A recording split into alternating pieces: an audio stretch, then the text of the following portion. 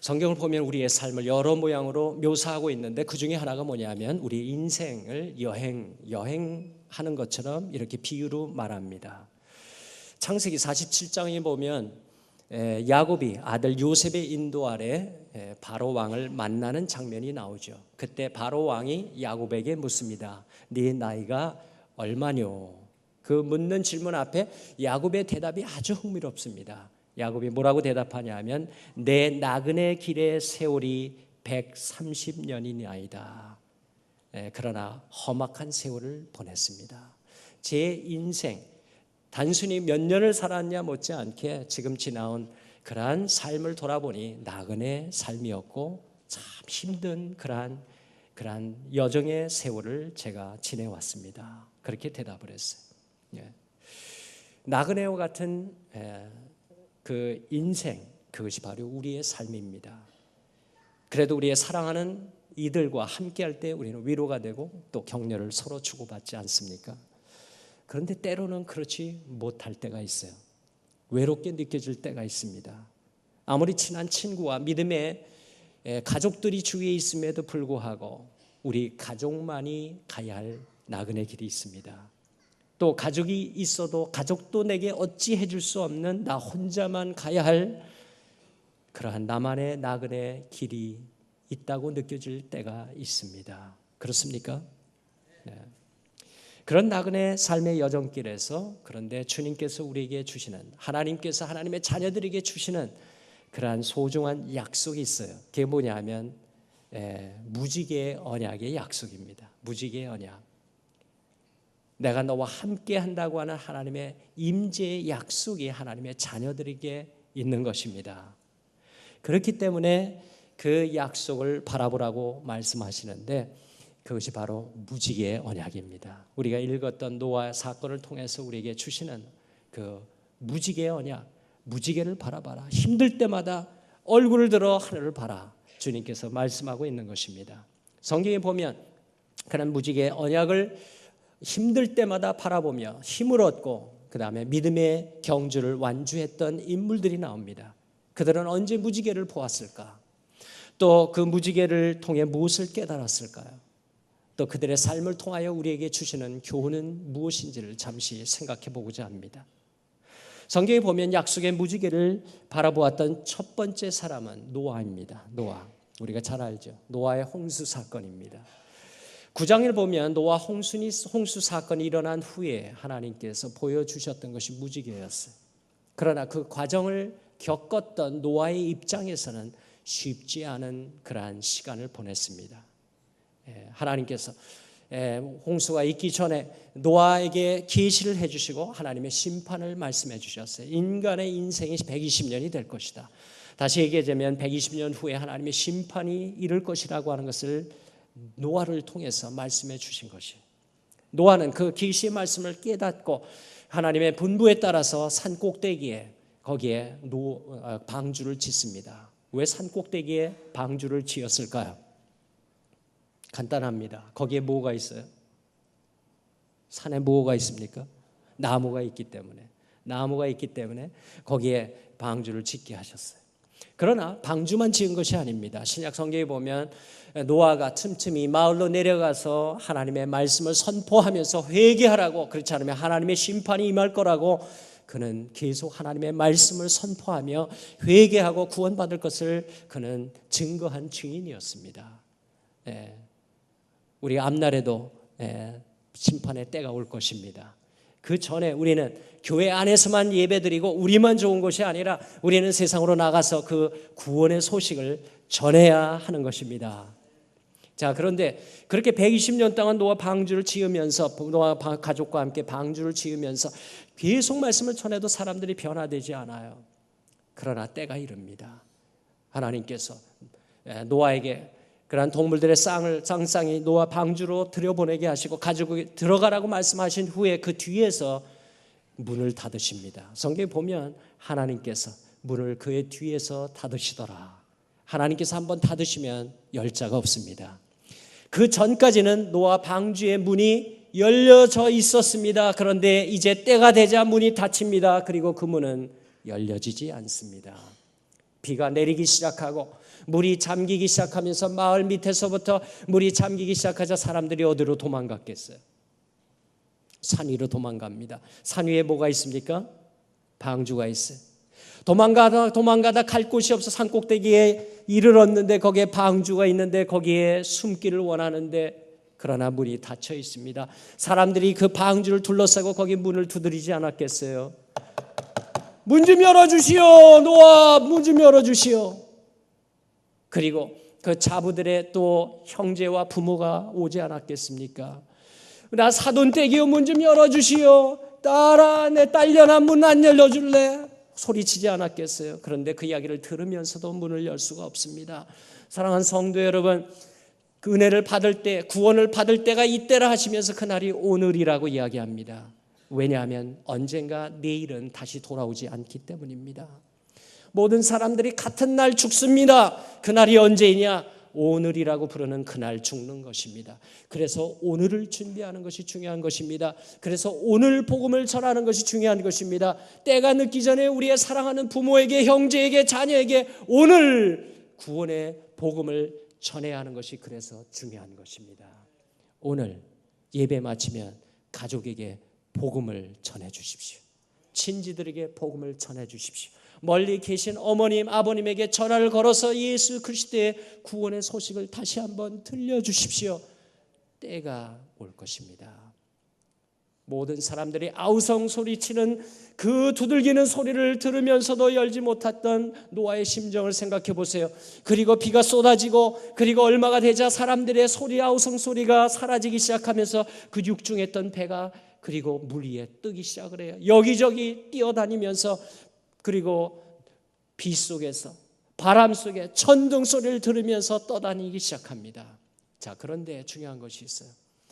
하나님께서 이전에 말씀하셨던 하나님께서 노아가 방주에서 나오기까지 아무 말씀을 하시지 않았다는 것입니다. 노아가 방주에 들어간 날부터 방주에서 나오기까지 얼마 동안이나 방주에 있었을까요? 여러분 성경 창세기 7장과 8장을 가만히 비교해 보면 들어간 때와 나온 때가 언제인지 비교해 보면 그가 방주에서 무려 얼마 동안 있었냐면 1년 이상 있었어요. 375일 정도 적어도 있었습니다. 거기에 온갖 동물들의 똥냄새 맡으면서 1년 넘게 거기 있다는 것도 보통 어려운 것이 아닐 텐데 그런데 그곳에 지내면서도 이 배가 땅에 닿지를 않아요. 그 세월 속에 하나님께서는 침묵하셨어요. 사랑하는 성도 여러분, 여기에 우리 신앙인들의 고민이 있습니다.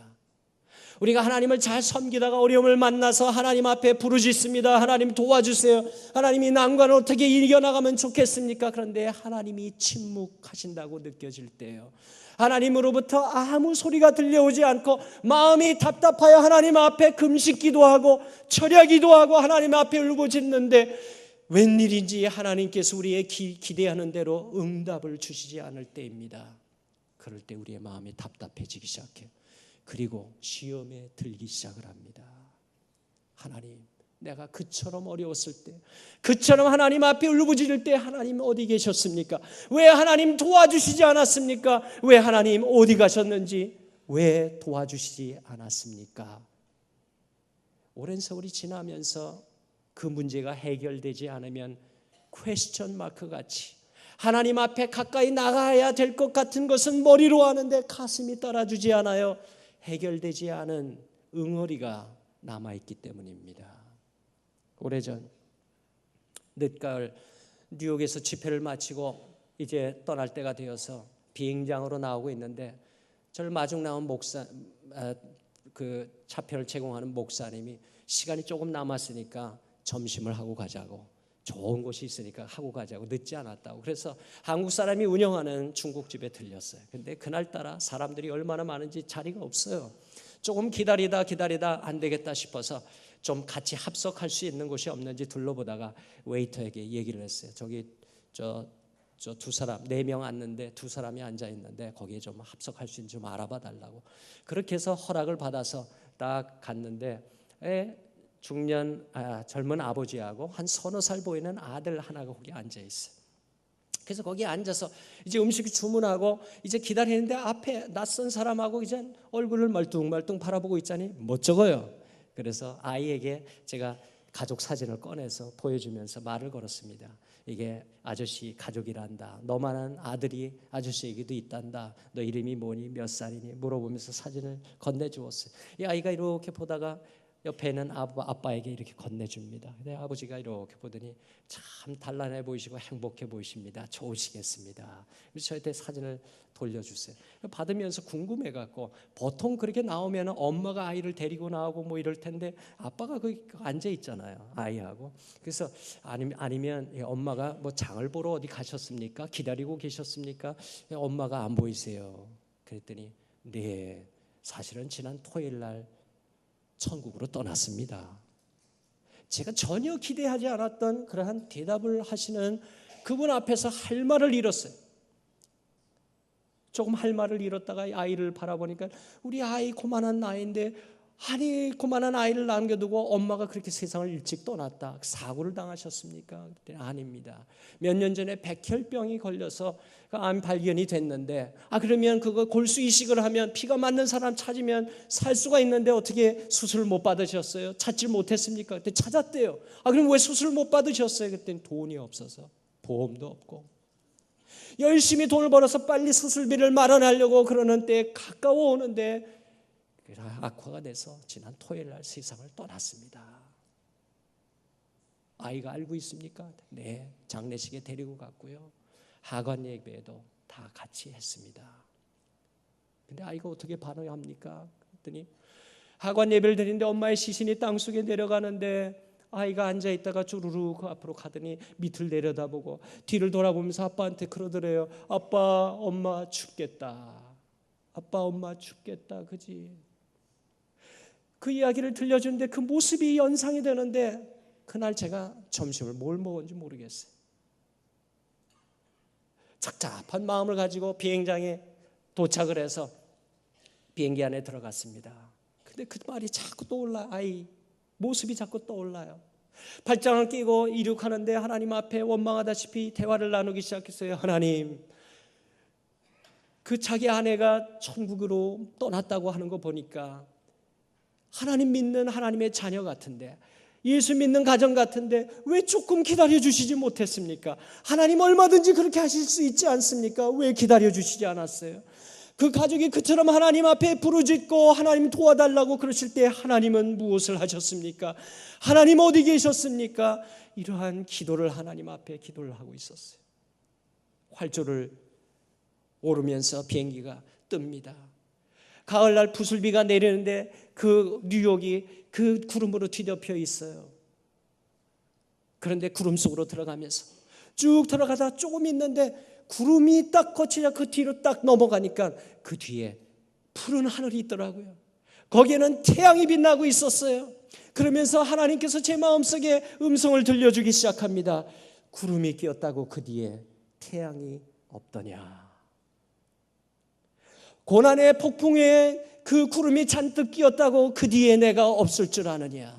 나는 거기 있었다. 그들의 신음하는 곳에 내가 함께 있었고 그들이 어려움 당하는 곳에 나도 함께 아파했으며 너와 그 가족이 알지 못하는 그때에 그들을 붙들어 주었노라고. 그러나 때가 되면 알게 될 거라고. 사랑하는 성도 여러분, 아마 여러분들 중에 제가 감히 상상할 수 없는 그러한 고난을 지나온 분들이 계실 것입니다. 그때 하나님 앞에 울부짖으며 그리고 하나님 앞에 금식기도 그리고 하나님 앞에 철야기도하며 하나님 앞에 작정기도와 가신 분들도 있을지 몰라요. 하나님 이거 응답해 주세요. 그런데 우리의 웬일인지 우리의 기도의 그 응답의 기대대로 하나님께서 응답해 주시지 않아 섭섭한 마음을 갖고 있지 않습니까? 왠지 해결받지 못했던 과거 일로 인해서 하나님 앞에 섭섭병이 드는 분이 안 계세요? 그래서 웬일인지 예배를 드리면서도 하나님 앞에 나가야 할 것 같은데 마음으로는 따라주지 않는 그러한 때가 없습니까? 그런데 기억하십시다. 하나님이 지금까지 지켜주시지 않았다면, 하나님께서 여기까지 붙들어 주시지 않았다면 여기에서 예배를 드릴 수가 있을까요? 여기에서 지금 우리가 주님을 경배할 수 있다고 하는 것은 하나님이 여기까지 인도해 주셨다고 하는 하나님의 임재의 증거가 아닙니까? 우리가 비록 이 땅에서 알지 못하는, 이해할 수 없는 그러한 고난을 다 깨닫지 못한다 할지라도 때가 올 것입니다. 욥이 왜 자기가 고난을 받는지 알지 못하는 가운데서도 믿음을 지키고 오직 내가 가는 길을 여호와 하나님만이 아시나니 그가 나를 단련한 후에는 내가 정금같이 나오리라. 오직 하나님을 붙들었던 그를 하나님은 복되게 하시지 않았습니까? 그 동일하신 하나님께서 여러분과 저를 여기까지 인도하신 것입니다. 삶의 폭풍우를 지날 때마다 기억하십시오. 무지개를 바라보라고. 여기까지 인도한 하나님 임재가 그리고 앞으로도 계속할 것이라고 주님은 계속해서 하늘을 바라보며 고난 중에 폭풍우 속에 거기에 나타나는 무지개를 바라보라고 주님은 우리에게 권면하십니다. 약속의 무지개를 바라보았던 첫사람이 노아라면 마지막으로 보았던 두 번째 인물은 성경의 마지막 책을 기록했던 사도 요한입니다. 자, 요한계시록 4장을 펴보십시오. 요한계시록 4장입니다. 사도 요한은 신앙을 지키며 섬기다가 붙들려 반모섬에 귀양살이를 하고 있었어요. 하나의 노예로, 죄인으로 붙잡혀서 그곳에서 그 귀양살이를 하면서 얼마나 힘이 들었겠습니까? 그 반모섬은 조그만 섬이에요. 걸어보면 한 30분이면 다 도는 그러한 섬입니다. 그곳에서 그는 홀로 거기에서 지내야 했어요. 그럼에도 불구하고 아무도 접근할 수 없고 도망갈 수 없는 반모섬에 갇혔다 할지라도 하나님의 임재를 황제는 막을 수가 없었다는 사실을 기억하십시다. 할렐루야. 요한계시록 보시면은 요한계시록에 하나님께서 계시를 보여주시면서 요한계시록 2장 3장에 교회에 칭찬과 꾸짖음을 주시고 이제 4장부터 앞으로 전무후무한 대환란이 임할 것을 이제 말씀해 주시기 전에 암시를 해 주시면서 그를 안심시켜 주십니다. 노아는 폭풍우를 지난 후에 약속의 무지개를 보았는데 요한은 장차 오게 될 어려움의 폭풍우가 몰라치기 전에 무지개를 볼 수 있도록 하나님께서 허락해 주셨어요. 안심하라 이거죠. 여러분, 앞으로 어려움이 임했다고 생각될 때 우리는 두려움과 염려하지 않습니까? 어떻게 될지 모르는 미래 앞에 우리는 두려워합니다. 어떻게 될지 모르는 앞날에 우리의 자녀들의 앞날을 생각하며 어떻게 하면 차온 길로, 안전한 길로 인도해 볼 수 없을까 우리는 생각해 봅니다. 사업에 어려움이 있으면 어떻게 잘 되는 사업이 없을까 모색하기 시작합니다. 앞날의 문제, 보장되지 않는 직장의 문제, 결혼의 문제, 그리고 부부의 갈등 속에 우리는 염려와 두려움이 있을 때 우리는 뭔가 보장받고 싶어하고 뭔가 안전하기를 소망하기 때문에 우리는 갈급한 심정으로 뭔가를 붙들기 위해서 찾지 않습니까? 그래서 신변 보호를 위해서 경비원을 두고 건강을 위해서 건강보험을 들고 노후 대책을 위해서 우리는 연금이나 퇴직금 또는 주식에 투자하는 사람이 많아요. 그러나 과연 누가 우리의 미래를 보장할 수가 있겠습니까? 그런데 하나님께서 우리를 보장이 되어 주시겠다고 말씀하십니다. 불안하기 때문에 우리의 건강과 금전과 미래를 컨트롤해 보려고 우리는 발버둥 치고 있지만 우리의 영원한 안전 보장은 그것이 아닙니다. 그것이 어느 정도 우리에게 조금 도움을 줄지 모르지만 절대적인 안전 보장을 해주지 못합니다. 은행도 파산하지 않습니까? 그런데 하나님께서 말씀하세요. 내가 네 영원한 보장이다 말씀하십니다. 하나님의 임재가 바로 세상에서 가장 안전한 곳인 것입니다. 할렐루야. 언젠가 예수님께서 곧 잡히시게 될 것과 십자가에서 고난당하시고 죽게 되셨을 때 제자들이 두려움과 염려 속에 근심하기 시작합니다. 그때 제자들의 얼굴을 바라보면서 주님께서 말씀하시지 않아요? 하나님을 믿으니 또 누굴 믿으라? 나를 믿어라. 두려워하지 말거라.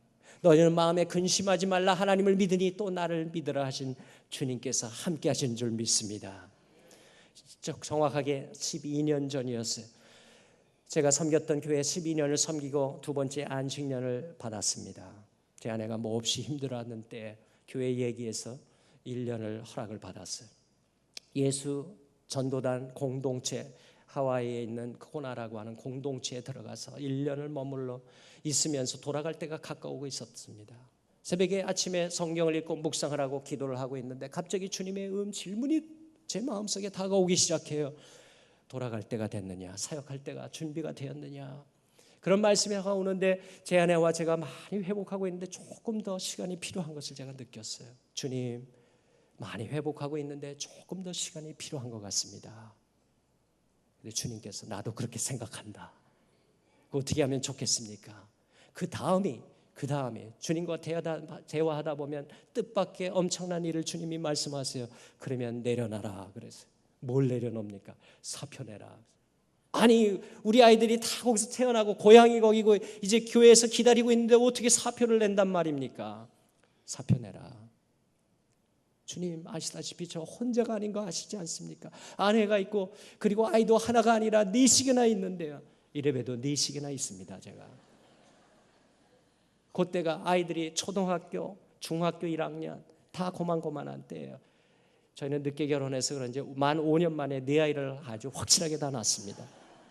세 아이가 기저귀 차고 있었어요. 그런 때도 있었어요. 자, 그런데 하나님께서 내려놓으라는 거예요. 주님 어떻게 하라고요? 미래 좀 어디로 가라고요? 그거는 내가 책임진다. 너 지금까지 종이에다가 다 써놓고 이거 들어주십시오 하나님 앞에 서명 받는 것처럼 그렇게 너 밤낮 올렸는데 이제는 거꾸로 그렇게 할 수가 없느냐? 너 밑에 서명해라. 그러면 위에는 내가 채운다. 여러분 쉽지 않았어요. 2주 동안 씨름하고 그러다가 주님 순종하겠습니다. 사표를 썼어요. 보냈습니다. 교회에서 난리가 났어요. 돌아가서 인사를 드리고 모든 걸 정리를 하고 차에 싣고 팔 거 팔고 그리고서는 대륙을 횡단해서 다시 공동체로 돌아왔습니다. 딸 아이를 어디 데려다주고 이제 픽업을 하기 위해서 갔다가 돌아오는데 비가 부슬부슬 내려와요. 그런데 뒷자리에 앉았던 딸내미가 갑자기 저한테 물어봐요. 신호등에 딱 차가 섰는데 아빠 우리 여기서 훈련 더 받죠. 그래 맞아. 그러면 여기서 훈련 받고 언제 집으로 정말 가요? 그런데 제가 대답할 수가 없어요. 제가 돌아보면서 아이에게 이렇게 얘기했습니다. 지연아 이제 우리 집 없다. 이제 앞으로는 말이야 하나님이 인도하시는 그곳이 우리의 집이 될 거야. 하나님이 우리를 인도하실 거다. 그렇게 얘기를 해주면서도 아이에게 집이 없다고 하는 그 얘기를 해줘야 되는 아버지의 심정이 몹시 슬펐어요. 눈물이 왈칵 쏟아지기 시작한데 아이에게 보여주고 싶지 않아요. 그래서 다시 눈을 둘러서 눈물을 훔치면서 이제 불이 바뀌어서 빨간불에서 파란불로 바뀌어서 이제 가려고 하는데 조금 전까지 없었던 무지무지하게 큰 무지개가 거기에 둘려 있는 거예요. 갑자기 노아 생각이 났습니다. 지연아 저 앞을 좀 봐라. 무지개를 하나님이 보여주시지 않니? 노아 할아버지에게 함께 하셨던 하나님께서 우리와 함께 하실 거야. 그분이 우리를 인도하실 거야. 그분을 신뢰하자. 그렇게 말했던 초등학교 때 그 딸이 이제 대학을 졸업하고 시카고에서 교사가 되어서 공립학교에서 교사로 섬기고 있습니다.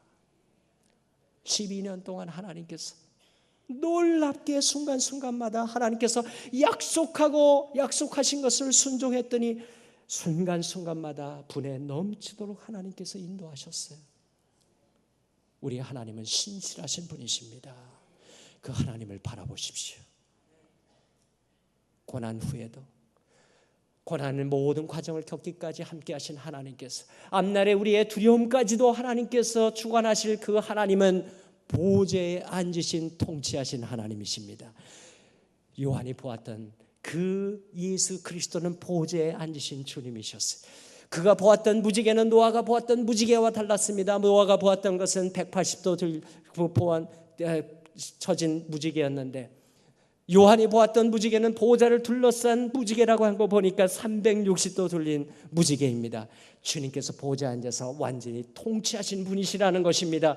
통치하시는 그분을 신뢰한다면 미래까지도 우리 주님께서 책임져 주시고 목자장 되신 주께서 인도해 주시지 않겠습니까? 그분을 신뢰하십시오.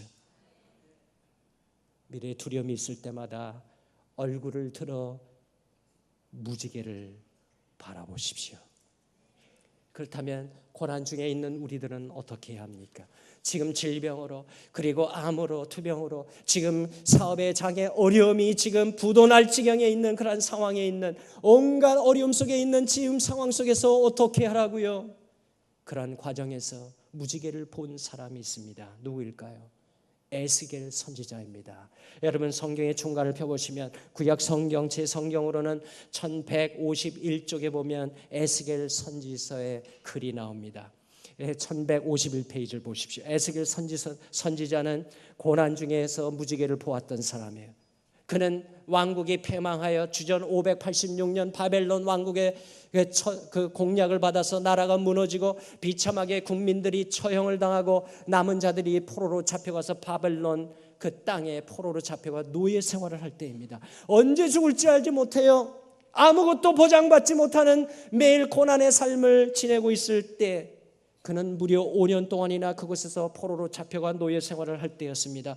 에스겔서 1장을 보시면 1절에 이렇게 쓰여 있습니다. 30째 해 넷째 달 초닷새에 내가 그발강 가 사로잡힌 자 중에 있을 때 하늘이 열리며 하나님의 모습이 내게 보이니 사방이 다 막혔어도 우리가 신앙하는 하나님 바라보면 하늘문이 열리는 것입니다. 여호야킨 왕이 사로잡힌 지 5년 그달 초닷새라 갈대아 땅 그발 강가에서 여호와의 말씀이 부시의 아들 제사장 나에셀에게 특별히 임하고 여호와의 권능이 내 위에 있느니라. 고난 중에서도 하나님의 권능이 임하는 줄 믿습니다.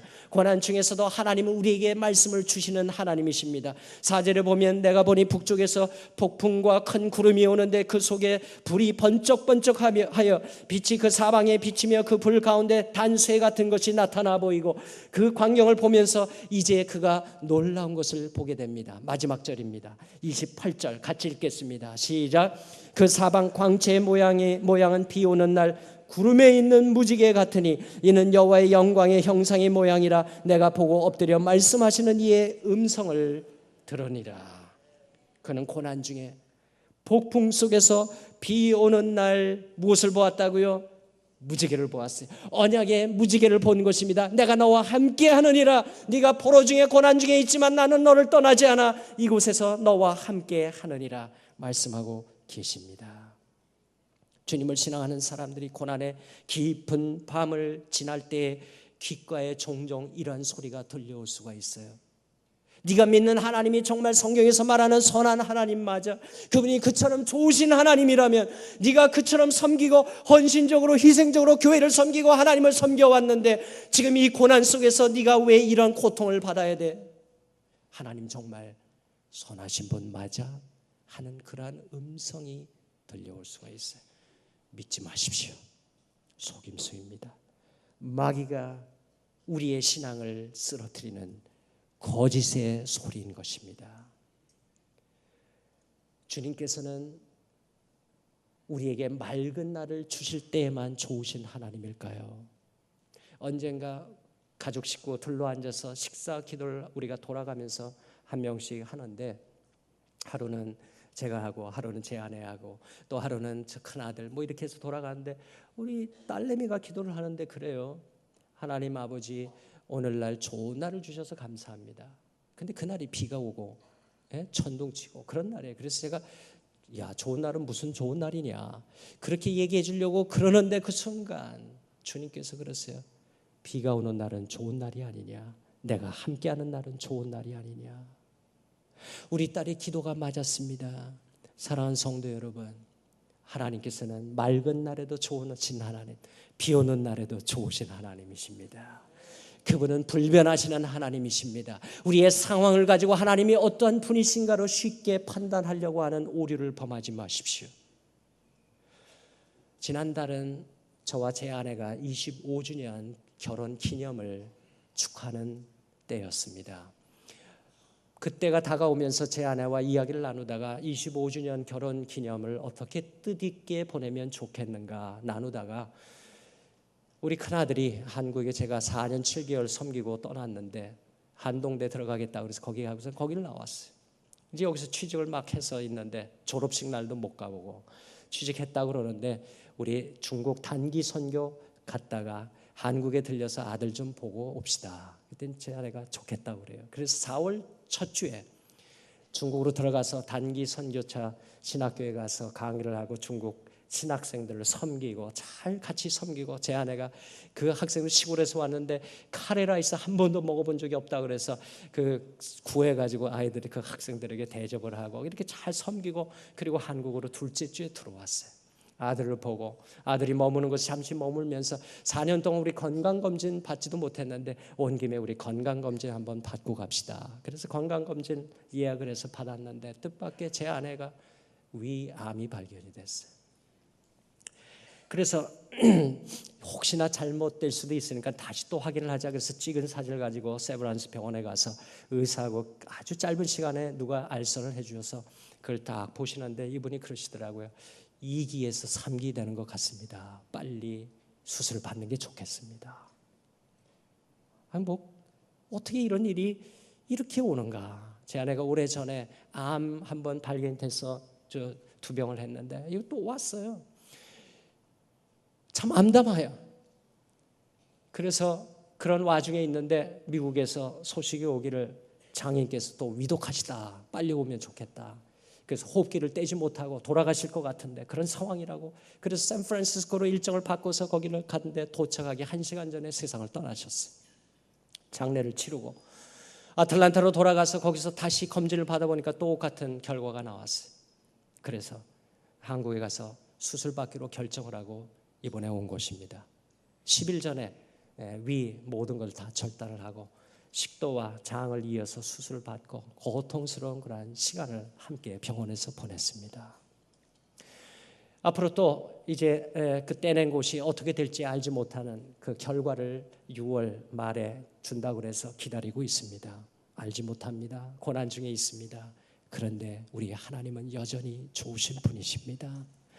짧은 시간 안에 그러한 수술을 받게 하시고 그리고 2기 3기라고 했던 것도 초기인과 같이 발견이 돼서 감사하고 들어온 김에 건강검진에서 그것을 알게 된 것도 감사하고 여러분 모든 상황 어떻게 보느냐에 달려있는 것입니다. 하나님 눈으로 보면 주님의 관점으로 보면 모든 게 은혜예요. 그리고 여러분들께서 기도해 주고 계시는데 우리 아들이 미국에서 이 이메일을 띄워왔어요. 엄마 지구 반이 기도하고 있어요. 저 건너편 반에 기도하고 있대. 얼마나 위로가 되는지. 막내딸이 대학 1년을 마치고 엄마 간호하겠다고 또 왔어요. 저는 내일 모레 들어갑니다. 제 아내 놔두고 가요. 그러나 주님의 손길 앞에 의탁합니다. 좋으신 분께서 좋으신 하나님께서 여기까지 인도하셨다면 비록 앞날이 어떻게 될지 모르지만 주님께서는 주의 신실하심을 주님께서는 보여주실 것입니다. 사랑하는 성도 여러분 낙심하지 마십시오. 우리가 어떤 일이 일어날지라도 주님께서는 사랑하는 자녀들에게 주시는 약속의 말씀이 있습니다. 주님께서는 히브리서 13장 5절에 이렇게 말씀하세요. 그가 친히 말씀하시기를 내가 결코 너희를 버리지 아니하고 너희를 떠나지 아니하리라. 믿습니까? 지금의 대영 제국이 있기까지 큰 역할을 했던 20세기의 영웅이 있다면 윈스턴 처칠 경이 그것입니다. 2차 세계대전을 승리로 이끌었던 위인 중에 한 사람이에요.